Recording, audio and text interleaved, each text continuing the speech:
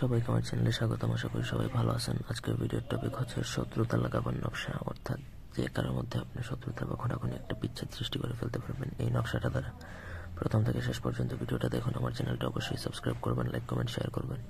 ব্যক্তিগত কাজের জন্য স্ক্রিনে দেওয়া নাম্বারে সরাসরি ফোনে বা হোয়াটসঅ্যাপে যোগাযোগ করে যে কোনো কাজ করাতে পারবেন, দেশে বা দেশের বাইরে থেকে।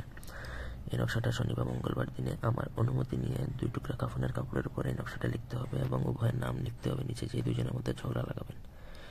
নকশাটা লেখার পর আমার অনুমতি নিয়ে লিখবেন। লেখার পরে আপনাকে কাফনের কাপড়ে লাল কলম অথবা জাফরান কালি দ্বারা লিখতে হবে। লেখার পরে সেটা তাদের চলাফেরার রাস্তায় পুঁতে দেবেন। 2টা লিখতে হবে, 2টাই তাদের চলাফেরার রাস্তায় পুঁতে দেবেন। এমনকি দুজন যদি একই ঘরে থাকে তাহলে একই রাস্তায় আপনাকে 2টা পুঁততে হবে, তাহলেই হবে।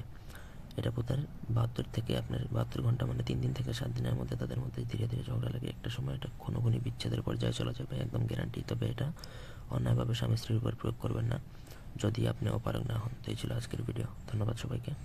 আল্লাহ হাফেজ।